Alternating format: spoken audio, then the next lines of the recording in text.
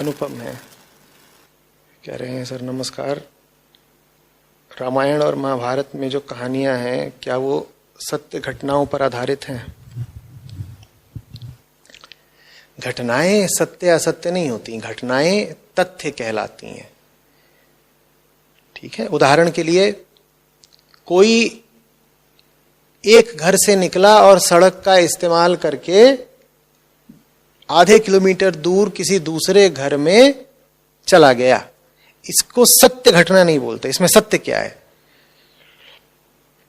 मार्मिक दृष्टि से देखो, अध्यात्म की दृष्टि से देखो तो न वो घर सत्य है, न वो इंसान सत्य है, न वो सड़क सत्य है, न वो आधा किलोमीटर दूर जिस घर में चला गया वो सत्य है, न उसने ये फासला तय करने के लिए जो समय लिया वो समय सत्य है।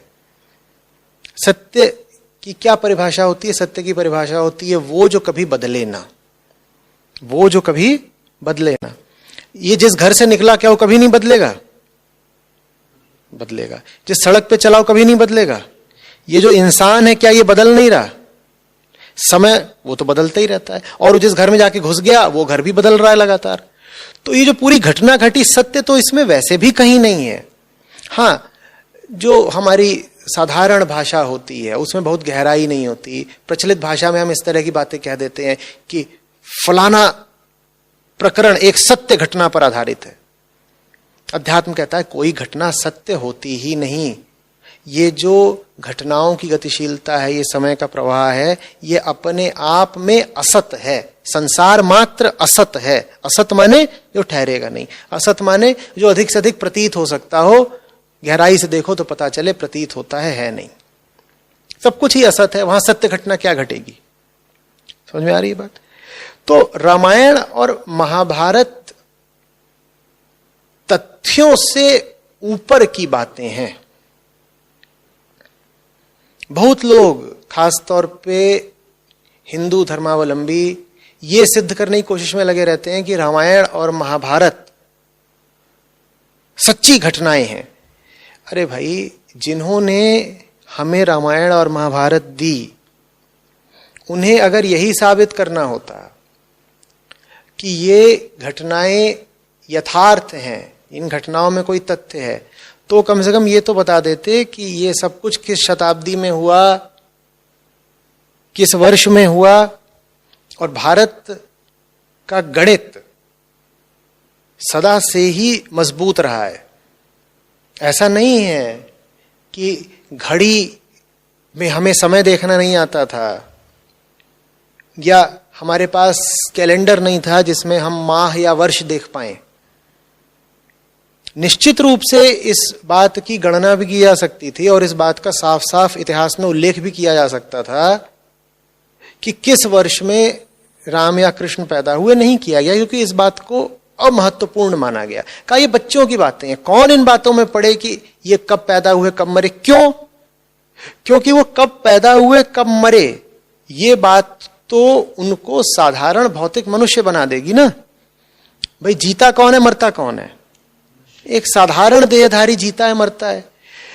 तो रामों के और कृष्णों के न तो जन्म के न ही मृत्यु के वर्ष कहीं भी अंकित संचित किए गए। इस बात का कोई लेख ही नहीं रखा गया कि ये कब पैदा हुए, कब कहां गए, कब क्या किया, कब क्या किया। कहीं बताना भी पड़ा कि वर्ष चल रहे हैं या कोई अंतराल, कोई अवधि बीत रही है, तो उस बात को काव्यात्मक तरीके से बता दिया। लेकिन कभी साफ साफ नहीं बताया गया। साफ साफ नहीं बताया गया, उसके पीछे एक बड़ी ऊंची बड़ी सुंदर वजह है, वो पकड़ो। वजह यह है कि जिनकी बात हो रही है वो लोग हैं जो समय की सीमा से तुमको बाहर ले जाने वाले हैं। उनका काम है कि वो तुमको कालातीत कुछ ला कर दे दें। एक सामान्य आदमी अपना पूरा जीवन समय के भीतर बिताता है। अवतार वो है जो अपना जीवन इस तरह बिताता है कि वो स्वयं भी समय से बाहर खड़ा है और तुमको भी समय से बाहर ले जाए। समय से बाहर ले जाए माने क्या? समय का मतलब है परिवर्तन। समय से बाहर खड़े होने का मतलब हुआ कि वो कुछ ऐसा पा लेता है जो अपरिवर्तनीय है, जो बदल नहीं सकता। चूंकि वो समय से बाहर खड़ा है, तो इसीलिए उसके जीने और मरने के समय का निर्धारण नहीं किया गया। वो बात बचकानी हो जाती कि एक और तो हम कह रहे हैं कि ये जो हैं ये कालजयी हैं, ये कालातीत हैं, ये अकाल मूर्ति हैं, और उसकी बात हम बताएं कि इनका जन्म हुआ था फलाने वर्ष में, तो वो बात हास्यास्पद हो जाती। तो इसलिए नहीं बताया गया।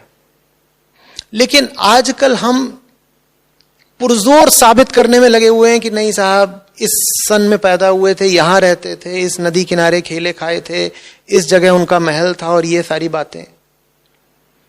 इस बात से कोई इनकार नहीं कर रहा कि वो निश्चित रूप से ऐतिहासिक पात्र थे, कि मनुष्य रूप में वो निश्चित रूप से धरती पर विचरण करते थे, कि श्री राम और श्री कृष्ण का निश्चित रूप से कभी ना कभी जन्म हुआ था मनुष्य योनि में, और ये भी कि उन्होंने समाधि भी ग्रहण करी थी, उनकी भी देह के तौर पर मृत्यु हुई थी, अवसान हुआ था, ये बात निश्चित रूप से है। रामायण और महाभारत कोई